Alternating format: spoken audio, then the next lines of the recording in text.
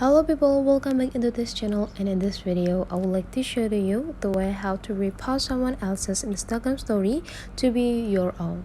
So the first thing you have to do, open your Instagram application, and if you are in the home section, and make sure that you are stay in the home section. And whenever you're in the home section, you can see like in the upper right corner here there is two buttons. This love for notification, and this one is for DM or direct message that you received from someone else's. So you just need to click this button, and when someone mention you on their story, they will pop up in this part, and then you just need to go click it. And now you can see that there is someone who tagged you on the story, and to repost the story you just need to go click add to your story.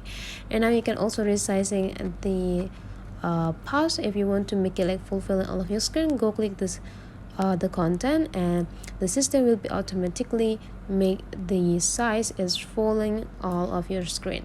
And whenever you're done, you can also add several additions like a text, or if you want to have a stickers, you can just go here and add the GIF.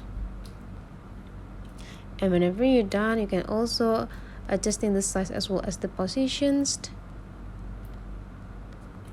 And whenever you're done, you just need to go click add to your story. And now you just need to wait until the story is already uploaded into your.